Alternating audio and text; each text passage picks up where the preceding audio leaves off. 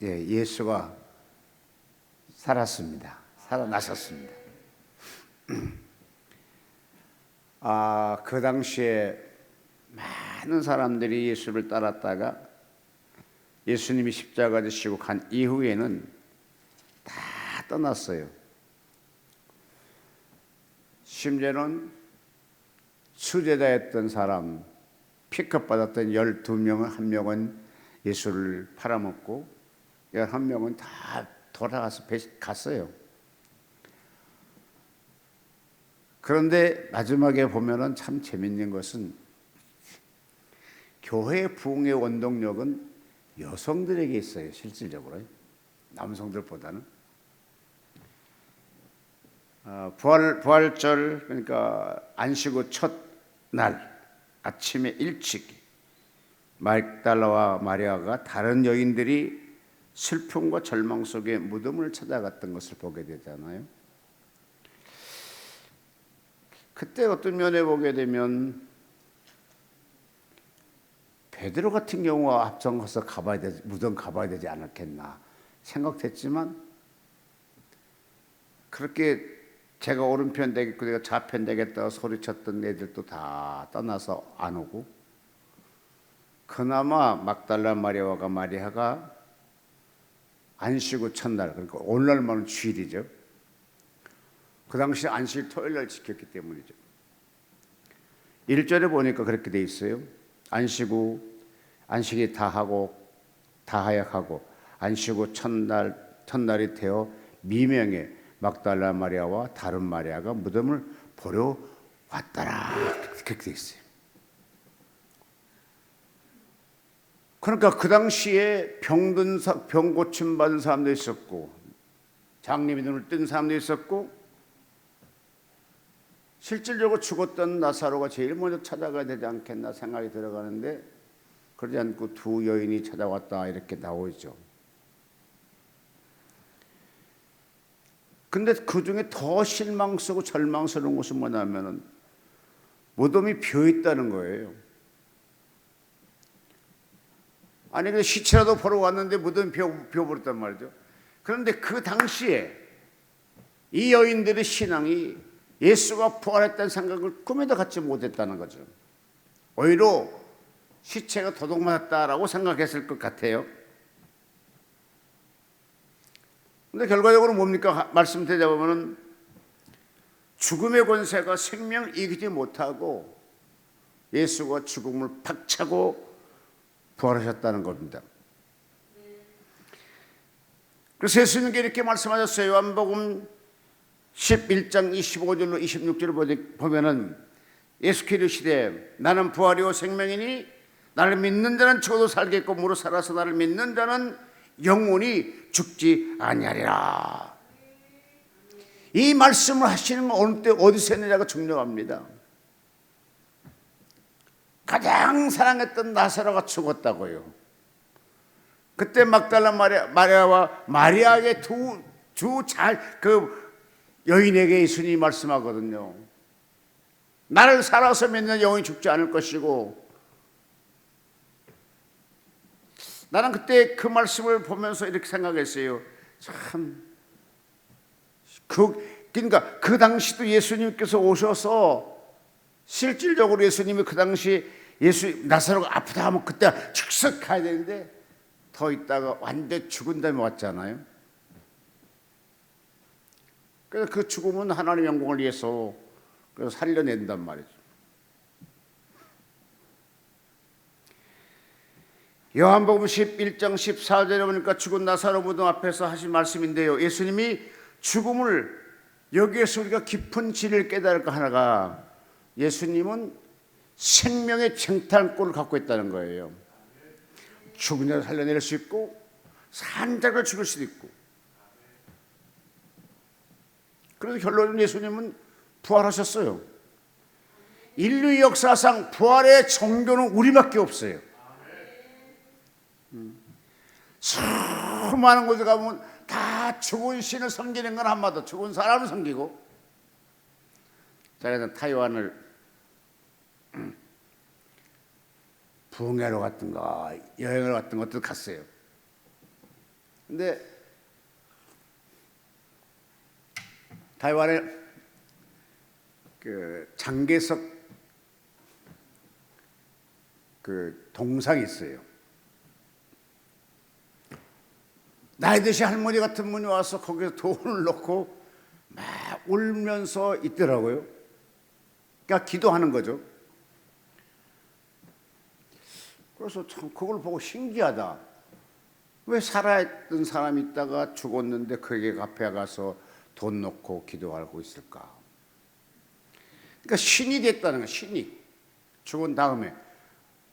그러니까 모든 종교는 어떤 면에 보면 죽은 신을 섬기는 것인데, 세상 말로 하면 귀신들을 섬기는 것인데, 우리는 그렇지 않습니다. 살아있는 주님 앞에, 살아있는 주님 앞에 찬양하고 예배드리고 경배드리고, 지금도 그 주님이 부활하셔서 우리에게 함께 동행하고 계십니다.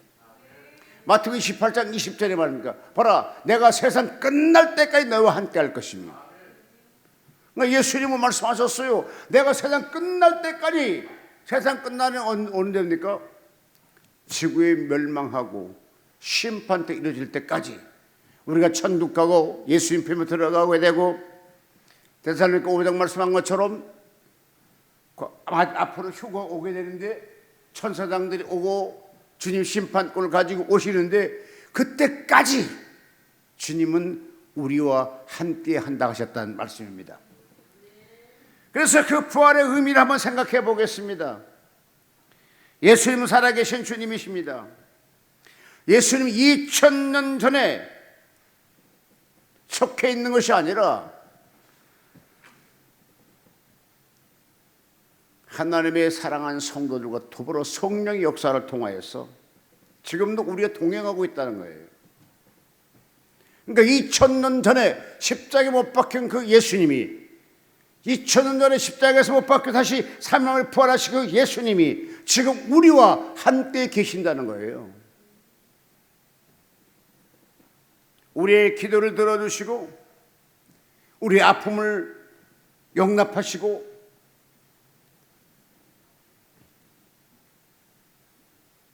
내가 울 때 함께 울어줄 수 있는 분이 바로 주님이신데,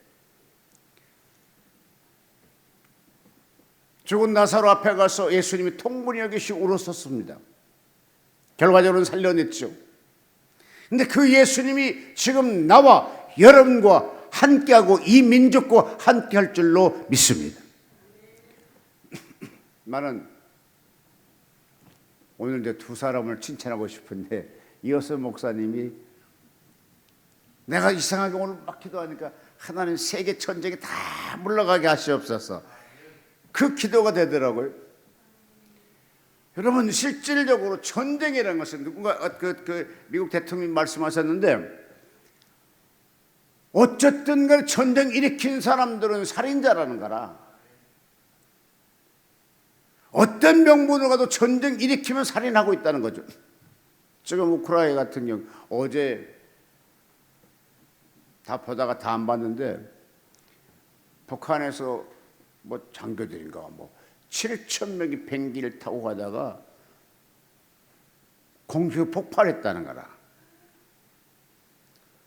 근데 공식적인 유튜브니까 공식적으로 믿지를 못해요.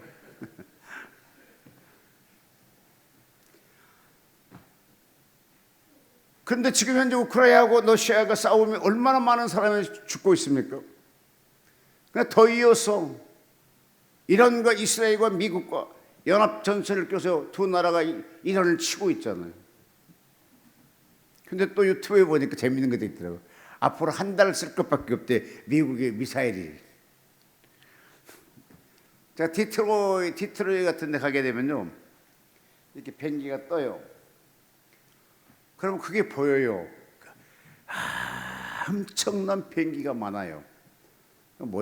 저 많은 비행기가 뭐냐 하면, 올해 미국은요, 우리 한국도 그래요.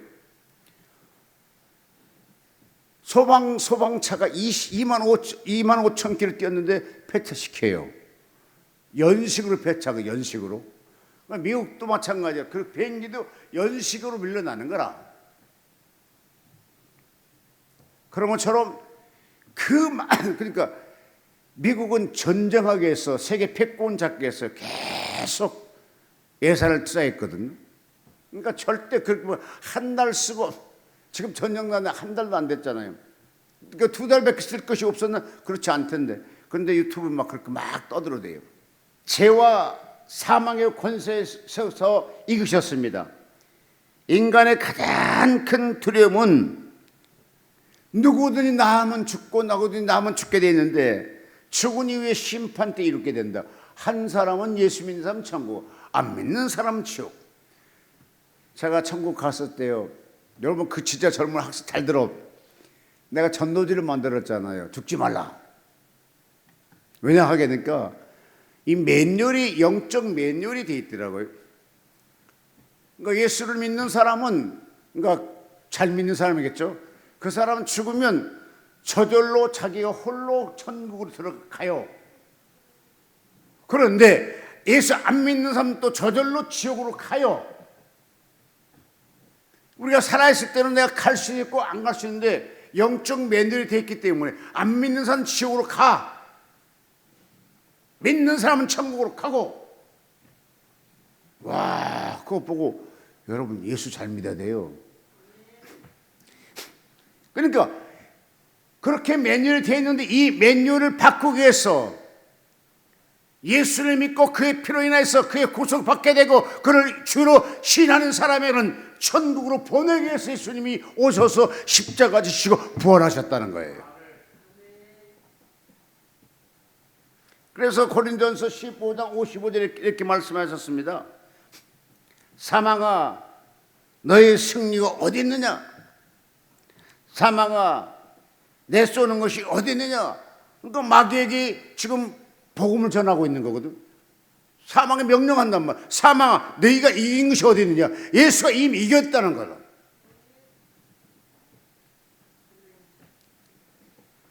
그러므로 예수 부활은 영원한 생명을 우리에게 주시기 위해서 부활하셨습니다.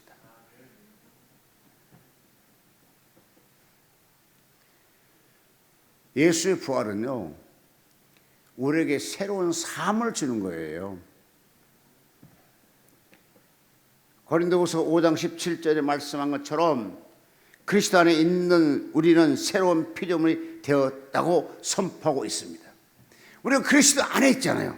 그러니까 새로운 지옥 백성이 아니라 천국 백성으로, 새로운 피조물, 하나님의 피조물로 우리는 선택받았다는 거거든요.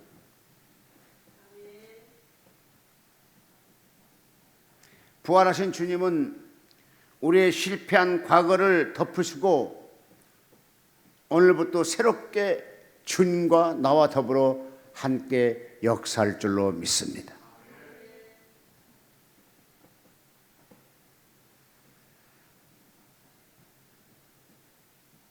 이제부터는 우리가 예수의 부활의 증인자가 되십시오. 예수의 부활은 아주 기적 중에서 한 기적입니다. 그러니까 이거를 예수가 부활했다 복음을 전할 수 있는 나와 여러분. 제가 천국 지옥 갔다 왔을 때요, 가가지고 전도지를 하나 만들었지 않았습니까? 근데 그것도 막 가지고 어쨌든 호주 이렇게 담고 가요. 그리고 매일 전해 이렇게. 예수를 전하니까요, 내 믿음이 더 충만해지더라고요. 근데 어느 날 이렇게 막 어려우니까 예수를 안 전하다 보니까 내 삶도 안 즐거워. 오늘 나와 여러분의 부활절을 통하여 예수 부활을 선포하는, 또 전하는 여러분이 되시기를 주님의 이름으로 축복해 드립니다. 고린도전서 15장 20절 이렇게 말씀하고 있습니다. 그러나 이제 그리스도 안에 죽은 자 가운데서 다시 살아나사 잠자는 자들의 첫 열매가 되셨도다. 예수님께 첫 열매가 되셨어요. 이번에 이제 우리가 포도나무를 사갖고 왔는데요,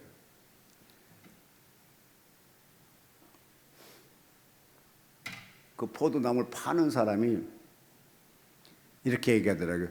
첫 열매는요, 먹지 말고 다 따서 버리고요, 두 번째 열매부터 많이 열릴 겁니다, 그러더라고. 그럼 예수님 첫 열매인데. 어쨌든 똑같이 이렇게 막 꽃이 피고 그렇게 열매 맺으려고, 그런데 그걸 따내야 된다는 거라. 그래서 많이 하면 안 되고 조금 넣고 열매를 맺게 하라는 거라. 근데 올부터 열매가 열린다는 거라 지금. 그러니까 이제 보통 한 나무면 뭐 150송인가 뭐 몇 송, 50송이 막 150송이 있다고 원장이 또 그러시더라고요. 그래갖고 그럼 올 여름 포도 안 사 먹어도 되겠다 생각을 한 거죠. 근데 굉장히 맛있는 포도나무 갖다 심어놨습니다. 그러니까 예수님의 부활은 잠자되는 모든 사람의 첫 열매가 되었다고 선포하고 계십니다. 베드로전서 3장 18절 20절 보니까요, 예수님은 십자가 지시고, 이것이 여러 가지 학자들이 말씀하고 있지만, 예수님이 십자가 지시고, 자, 3일만 났으면 2박 3일이요, 3일이요, 그냥 2박 3일 아닌가? 생각 안 해봤어요? 주일날, 금요일날 돌아가셨어. 하룻밤 잤어요. 토요일날 하룻밤 잤어요. 주일 아침에 일어나 버렸어요. 그러니까 2박 3일이잖아요. 2박 3일 그 짤막한 시간에 음부에 내려가셔서 노아의 이전에 왔던 죽었던 자들에게 승리를 선포합니다. 이게 이제 승리 선포했던 말도 있고 복음을 전했던 말도 있는데, 대충 우리 한국에는 복음 전했다는 설교를 하고 있어요. 근데 이제 미국에서는 복음 전파했다는 걸로 얘기하지 않고 또 여러 가지 학설이 있긴 합니다. 그런데 뭐라고 하냐 하게 되면, 내가 약속대로 승리했느니라 그걸 선포하고 있다는 거라. 그렇게 해석한 분도 계시더라고요. 베드로전서 1장 3절에 보니까 이렇게 있어요. 우리 주 예수 그리스도의 아버지 하나님은 찬송하리로다. 그의 많으신 긍휼대로 예수 그리스도의 죽은 자 가운데서 부활하심으로 말미암아 우리를 거듭나게 하사 산 소망 있게 하시며, 이렇게 말씀하고 계시더라고요. 그러니까 예수의 부활은 우리에게 산 소망이 됐고, 예수 부활은, 그러니까 그 복음을 따르게 되면 너희도 죽음 속에 다시 살아난다는 것을 말씀하고 계시더라고요. 이 당시요, 예수님 십자가 못 박고 죽으신 것을 보았고, 그런데 안식 첫날 두 분이 여성이 왔다는 게 중요해요. 막달라 마리아와 다른 마리아가 무덤에 버려왔다. 오늘 본문 2절입니다. 근데 그때 뭐라고 했습니까? 환경 역사를 하나님이 하고 계세요. 자, 잘 봐요. 예수님이 부활하셨어요. 이 그 무덤에 없어요. 근데 이 두 여인이 찾아왔어요. 근데 놀라운 것은 큰 지진을 나며 주의 천사가 하늘로서 내려와 돌을 굴러내고 그 위에 앉았는데, 이렇게 되고 있어요. 본문이 2절입니다. 그러니까 예수님이 이미 부활하시고 다른 데 가셨는데 천사가 내려와서 그곳을 지진을 일으켰어요.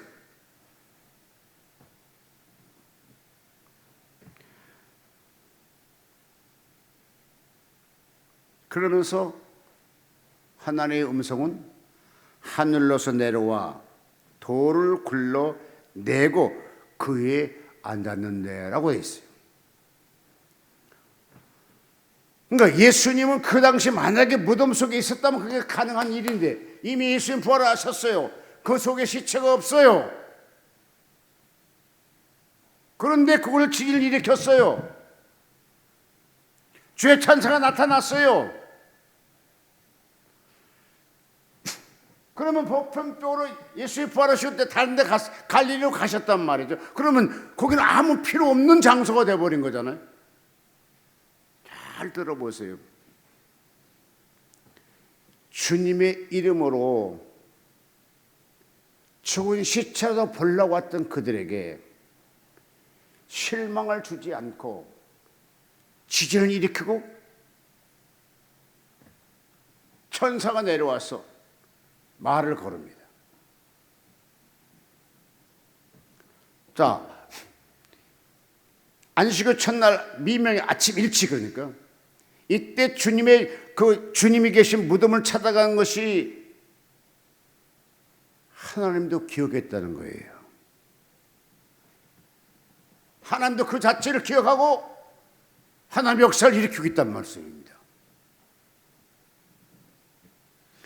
수많은 군중이 있었지만 따라오지 한 사람도 그 무덤에 오는 것이 아니라 이 두 여인만 왔다고요. 이걸로 하나님이 기억하시고 주의 천사를 보내시고 지진을 일으키시고 네가 찾는 예수를 여기 있지 않 먼저 말씀한 대로 가셨느니라. 그러면서 무덤을 오니까 진짜 빈 무덤이었단 말이죠. 그러면서 그 현상은 번개 같고 그 옷은 눈같이 희건을 수지가던 자들이 저를 무서워하여 떨며 죽은 사람과 같이 스탠드 됐다는 거라. 꼼짝도 못했어. 로봇가 된 거죠. 이때 천사가 여자들에게 가로되 너희는 무서워 말라. 십자가에 못 박힌 예수는 찾는 줄 내가 아노라.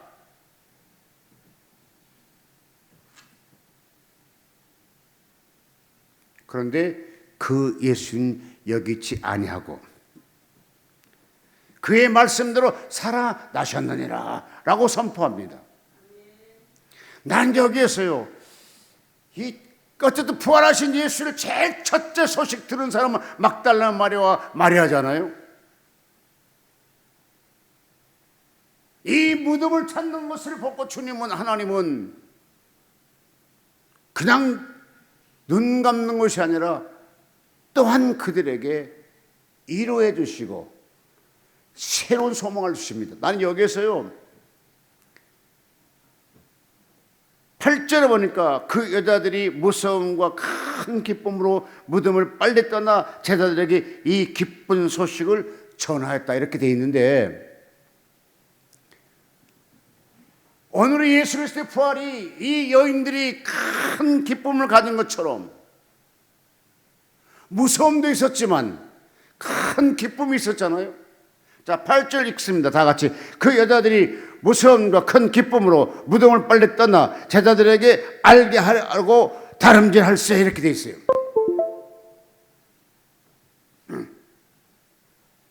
여러분,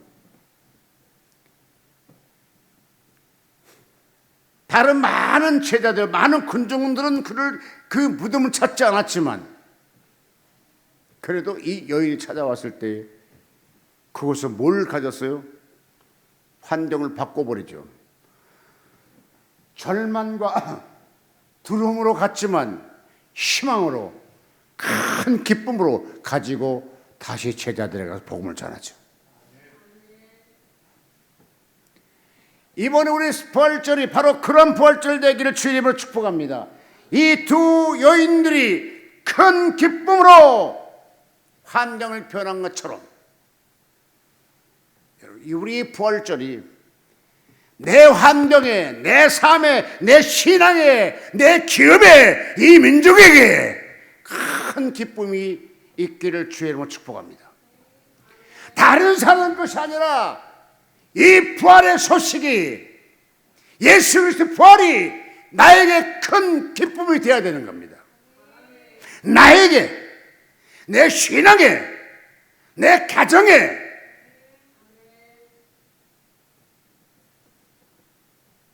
큰 기쁨이 있기를 주의 이름으로 축복합니다.